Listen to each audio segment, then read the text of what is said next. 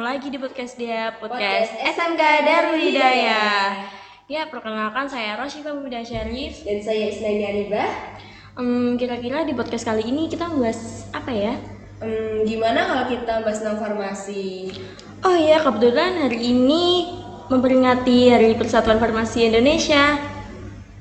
Nah, pada kesempatan kali ini kita kedatangan 2 tamu nih. Yang pertama ada Ustazah Ayu Kusmadini dan ada Ustazah Esti Retyaning Tias. Halo teman-teman muda. Assalamualaikum Ustazah, bagaimana kabarnya? Alhamdulillah Ustazah sehat. Esti sendiri gimana? Alhamdulillah baik juga. Kalian? Alhamdulillah pastinya dong.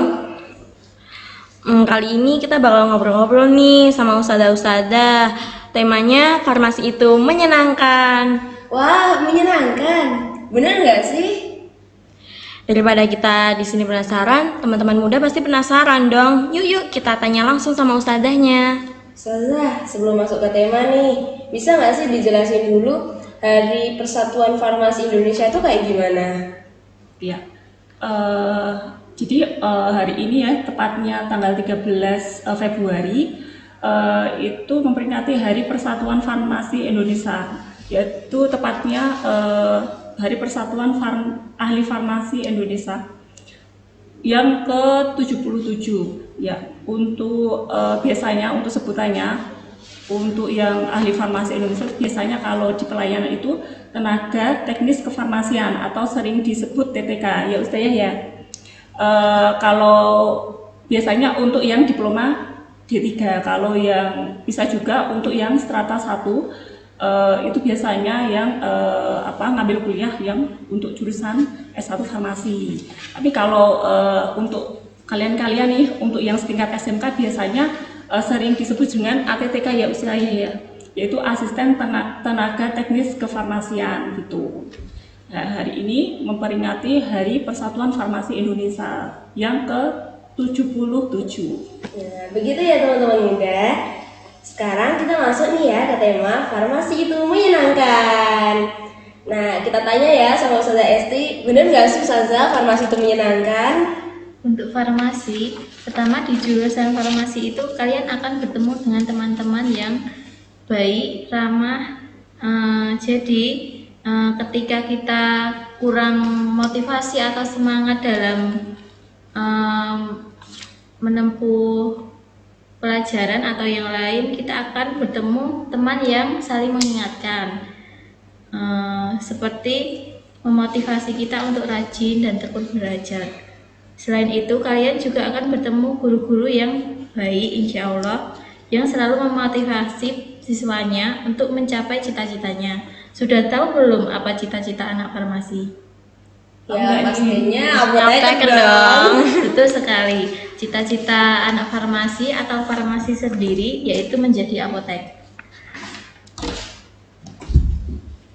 Nah, gitu ya teman-teman. Sudah terdengar menyenangkan belum sih? Pastinya sudah ya. Nah, begitu juga dengan teman-teman saya di kelas 12 itu juga banyak, mereka juga rajin, menyenangkan, seperti itu. Benar loh, di farmasi itu menyenangkan. Pertama, di jurusan farmasi sendiri kalian akan bertemu dengan teman-teman yang baik, rajin dan tekun. Jadi, ketika kita seperti kurang semangat atau kemudian kita akan bertemu teman yang selalu memberikan motivasi dan berbagi semangat untuk kita belajar lebih tekun dan giat lagi. Selain itu, kalian juga akan bertemu guru-guru yang baik insya Allah, yang selalu memotivasi siswanya untuk menjadi lebih baik dan mencapai cita-citanya. Sudah tahu belum apa cita-cita anak farmasi? Pastinya apoteker dong. Betul sekali, cita-cita anak farmasi atau farmasi sendiri yaitu menjadi apoteker. Nah, begitu teman-teman. Udah terdengar menyenangkan belum sih? Pastinya udah ya. Itu tadi dari lingkup teman dan guru-gurunya. Nah, lanjut lagi dong.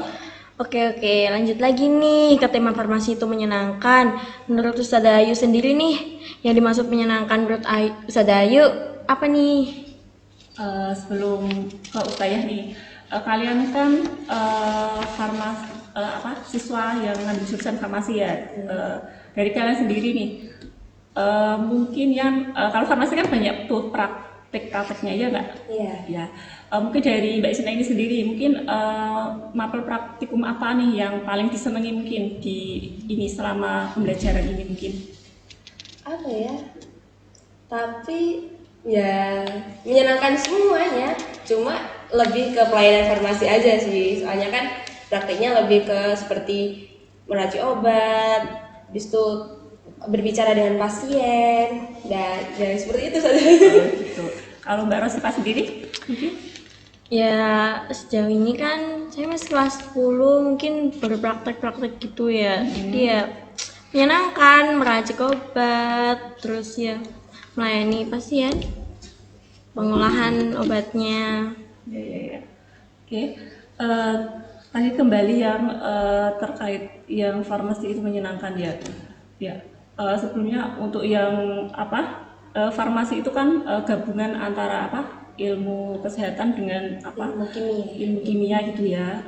Di sana kan banyak yang mapel praktikum, praktek ada kimia, fisika, biologi semua masuk di sana, atau bahan alam, obat alam itu kan banyak di sana diajarkan di sana kayak gitu. Nah, untuk kaitannya farmasi sendiri, dia mungkin dari yang kalau ambil jurusan farmasi sendiri itu ya, kelebihannya mungkin selain itu dia tahu mungkin dari berbagai jenis-jenis macam obat kayak gitu. Kemudian kan tadi juga diajarkan atau untuk praktikumnya tadi kan, selain itu kan juga diajarkan untuk yang meracik. Kalian bisa meracik obat-obatnya, tahu kegunaannya kayak gitu, tahu pelayanan informasi obatnya kayak gitu. Kalian kan tadi Mbak Isina ini udah yang kelas 3 selama ini, terus Mbak Rosifa baru kelas 1 ya kebetulan.